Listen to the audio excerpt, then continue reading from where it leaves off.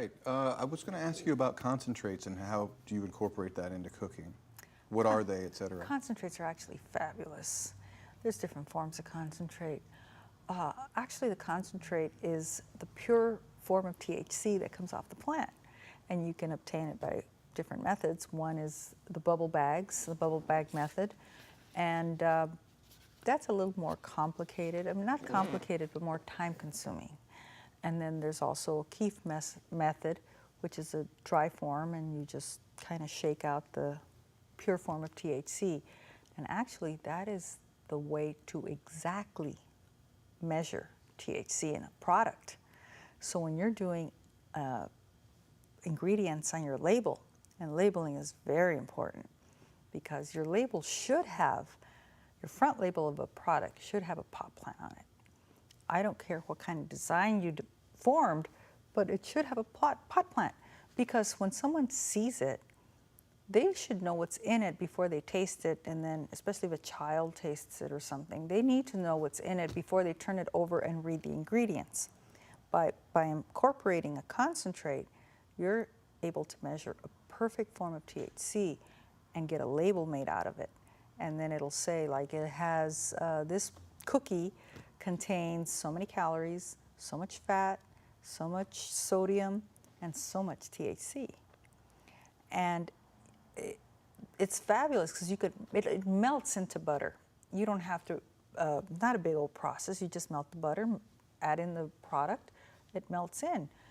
You can add it to any food, and it has no taste, almost no taste. If it's bubble bag method, no taste. A Keef, slight, if any. It still depends on the product, because your outcome still depends on the strain. How strong is that plant?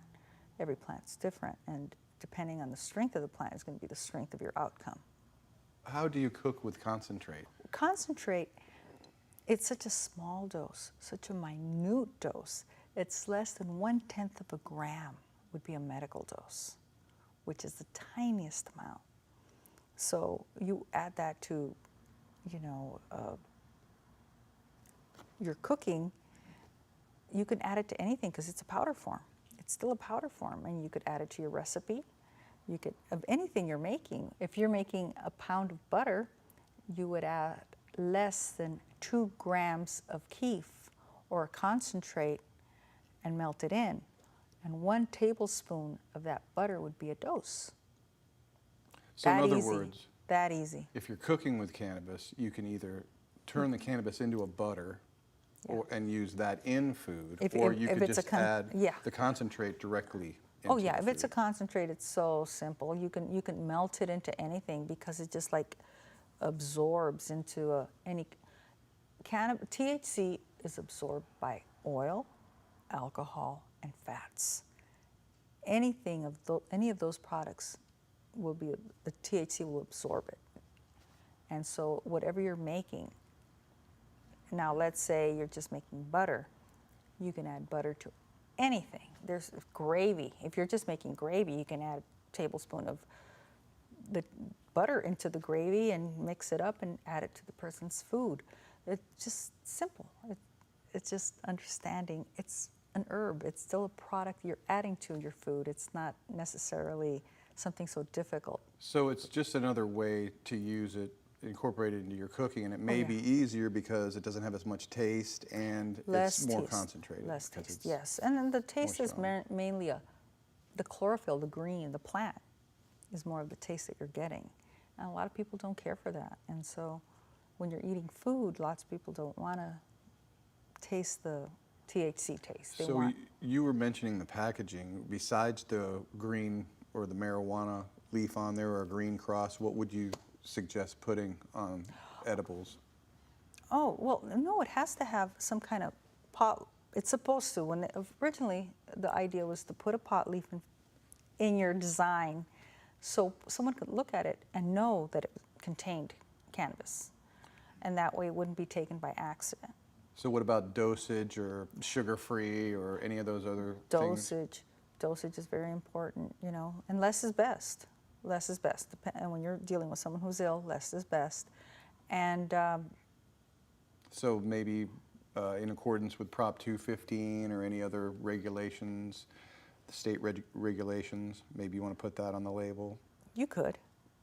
You could But it's put that- mostly just identifying that it has marijuana. Identifying what it is. I mean, someone, or even an elderly person that comes across a cookie or a cake or whatever the edible is, they need to see it and say, what kind of cookie is this? And then they could turn it over and read the ingredients before eating it and thinking, oh, it's just a chocolate cookie. Or Well, anybody that's making edibles probably should have labeling on there, because they could be held liable if a child ate the edible by Yes. mistake, or Yes.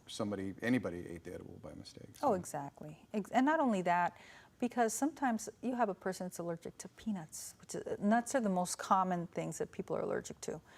And your ingredients need to be labeled, because that peanut could send them to the hospital, or the nuts could send them to the hospital. It's not the cannabis, it's the ingredients that were in there that you did not label. So that's really important to know what's in anything that you're eating. so allergies, sugar if they're a diabetic. Not just diabetics. Sugars are, if you have cancer, you're not supposed to have sugar. Sugar makes cancer grow. And so sugar is a no for anyone that's dealing with that, ADD, and diabetics. And diabetics have lots of physical problems. They deal with a lot of physical problems. And so a lot of diabetics are your biggest consumers of cannabis. I didn't know that. So what do you tell people who want to incorporate medical marijuana into their health regimen? Well, you deal with so many different people have dealt with different problems. I mean, glaucoma really helps people with glaucoma. It relaxes all the muscles. I would tell people always start with less. Less is best. Find what's best for you, your dose, what makes you feel better, and then you can work from that. If you're not familiar with it well, Don't overdo it. Don't overdo it. Some people are make some very strong products out there, and they're not really for medical. And so have a piece of it.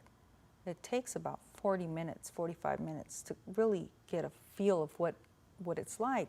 If it's not enough, then have more. But don't start with more before you know what your body can handle.